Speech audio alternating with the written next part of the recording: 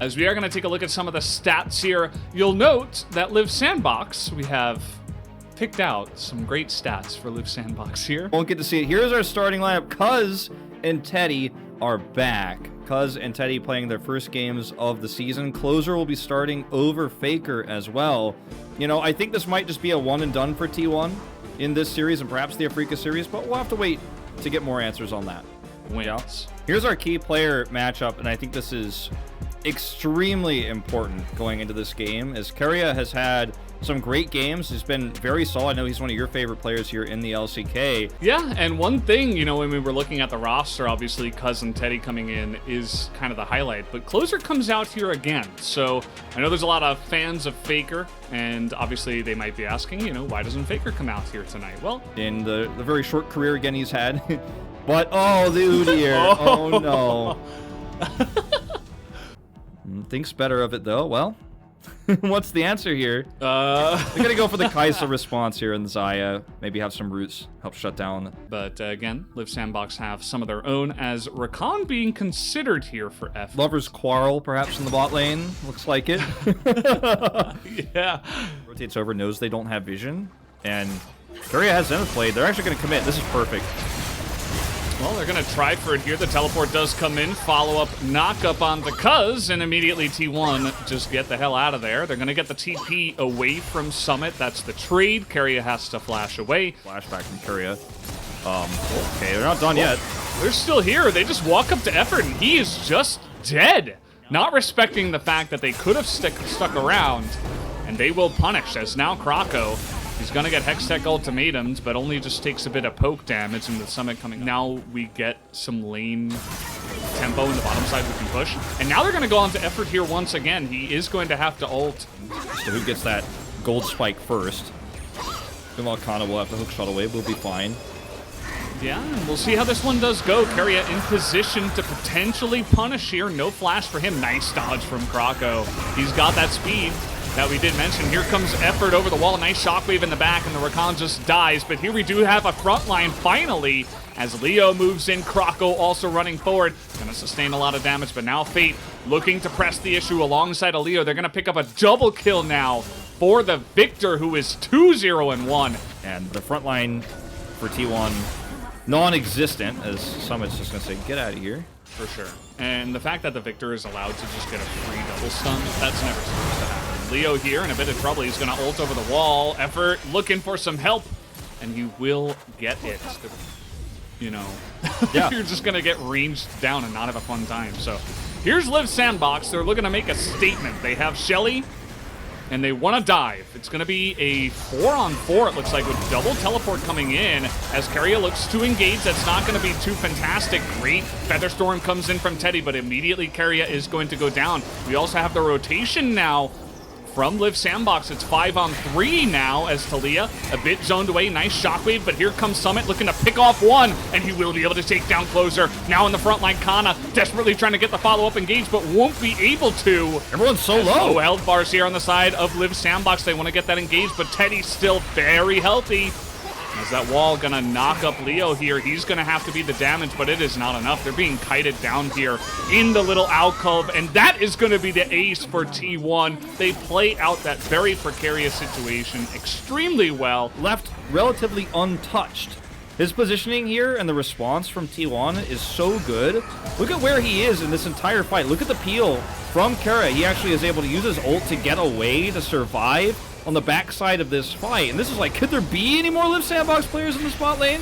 You know, they're all come down here, and yet his positioning is perfect the entire time, and the rest of the team just works around him. Then you see Kana eventually show up, the Hextech ultimatum pushes everybody back, and Teddy just is never for 1 second in any real danger. He does all the damage here. Cuz saves his ultimate until the very end, and you could tell that T1 knew that this is a fight they could win. In the longer fight, if Teddy survives, they fought around that. One are in a great spot. I feel like Krako still hasn't done anything. Fate in a... Okay, well, he's just dead. See you later. He didn't have flash, actually. That was about 10 seconds away. Consequential of some other potential Drake types. They went to lane, and Krako again Uh-oh. Again, here we go. Oh, man. Just ulted under turret. We see it twice now in a row. The flash from Keria. Maybe a little bit overzealous. Ahead in terms of the gold, that they can afford to just give up these Drake fights and look for turrets. And they also have good siege, more than Live Sandbox, as we watch this once again. Leo, unfortunately, not able to follow up on him. He's too safely positioned. Keria does decide to try for it, but not going to happen. Rakan is literally sitting there and doing nothing.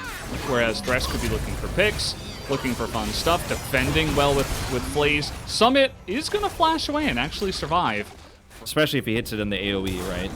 Okay, once again, Keria, this time, not going to hit the solar flare he's looking for.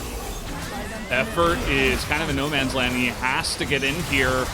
He's going to charm up a couple of people, but again, there is no follow-up. Summit here on the backside, just being chased down by Teddy. He's going to have to hop the wall. No flash. Keria. And they have vision control, so Live Sandbox have a long distance to traverse before they can even try to contest this. It's already at half health. This feels so disastrous, so desperate. They gotta go. They have Meganar here. They're going to try to get on top of Closer. Leo into the backline. They take out Closer, and a great follow-up here from the side of Live Sandbox. But where is the damage? Krako is alone, and that wall was just immaculate. It kept all 4 other members of Live Sandbox zoned away. Everything he's done on this Talia pick has been so perfect, and I don't think that Live Sandbox will leave that one open again, even on blue side as we see the engage once again.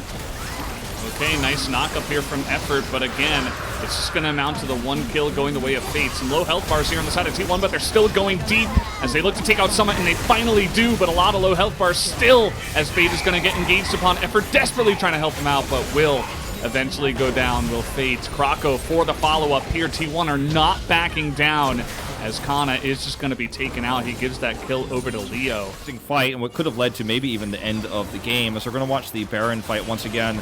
Watch Cuz zone everybody out. You mentioned it earlier. Summit is the one who engages first, right? Looks for the pick onto Closer. He gets it. But look at the wall. And everybody is stuck on the outside, and Kroko's like, guys, anybody help? Weaver's wall is perfect here. And then T1 decide to go a little bit overkill. Like, this is actually insane. Follow up there, knock up onto Keria as he engages. Teddy is trying to look for another kill here, and they are trying to burst down Summit. He does go down, but Fate is here, Effort is here, and everybody else is respawning, and it's like, well, that initiation from Keria was very, very, I think, misjudging the power level there at this game. They are ahead, they're massively ahead, in fact, and they had Baron buff, but you're not a god at this moment. You're not untouchable. Well, we're going to have Hex Flash over the wall. The follow-up here on a Krako and Summit. They both just look absolutely doomed. Krako is on the run, but, I mean, he's got so many people after him here.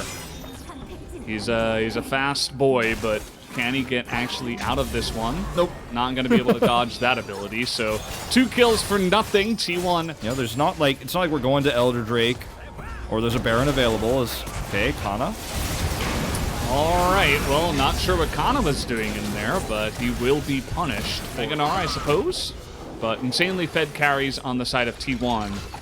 Yeah, it's going to have to be Krako trying to lead the charge. All right, well, he's trying to get a couple of stuns, and Keria is going to get isolated here just a bit. Meganar does come out. Krako, though, immediately going to be blown up by a nice shockwave. In goes Summit, a gigantic engage, actually, trying to get on top of Closer. But at the end of the day, Teddy just does way too much damage. Keria says, here, you guys deserve a treat. I'll be generous. Gives his life away. And T1, against Kaisa, they might actually consider not going in here. They were moving out. They have so many minions, Kaisa and Victor. Yeah. I think they could commit, although they have to be decisive. They can't just sit here and eat deathly. There's gonna have to back out now. They definitely wanted to at least get the next. Victor's getting a kill here. Fate's not done with this. A little bit of indecisiveness. Yeah, well, they get neither the Nexus turret, nor do they get out with their lives. This is risky, but you got to take risks when you're behind. TP's coming in. And this is exactly what you do as a response. Kana, as the Camille fed at this point in time, he just totally ignores Fate, and that wasn't really the play.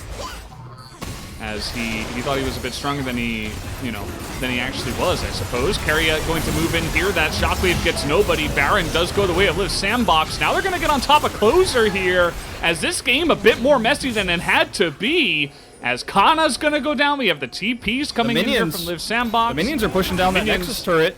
So, you know, something's going to have to go. Someone's going to have to go back. Croco does get back with the rest of his squad, so they can't actually push the issue. Nexus turret. Oh, it's going to live just barely. You're just going to have to base push. So make a decision. They're going to go here for the Baron. The wall is going to come down, but that kind of keeps everybody inside Liv Sandbox safe for now. They're like, okay, thank you for the wall. That's very nice of you. We're going to take down this Baron. For us, Udyr is going to get that, but they're just going to try to stop the back. Keria going in. Trying to get on top of Leo, but we have triple back on the left side, and they should be able to stop this, but the Kai'Sa is going to go down. Effort desperately trying to save his AD carry here, but that is not going to happen. So 2 members of Liv Sandbox now are down, and we'll see if they can defend even with the Baron. I mean, this is a game of chess that T1 won. Okay, you send half your team back. We're going to delay the other half, and then we're going to beat them in a 4v2 fight. Then what are you going to do? You got 3 back. You defended your base, but how are you going to defend against 5 members of T1 now, even with Baron buff? This should be over. Oh, boy. Trying to get on top of Croco here. It's protect the president. Fate needs to survive and clear the waves, but I don't know if he has that. He's going to stopwatch, and he is just probably going to go down. He's going to zap 1, though, and stays alive for an incredibly long amount of time. How is this guy still alive? It doesn't matter, though, because Teddy is still as well. And Fate has bought a lot of time, but Teddy, it looks like he just wants to auto down this Nexus. Croco being a pest here on the left side, but he's going to go down as well. Double kill now to Teddy, as he will just be able to auto down that Nexus just barely. Actually dies right at the end, but man, that game was played on a knife's edge for the last 15 or so minutes, but T1 will pick up the win regardless. Stop the backs.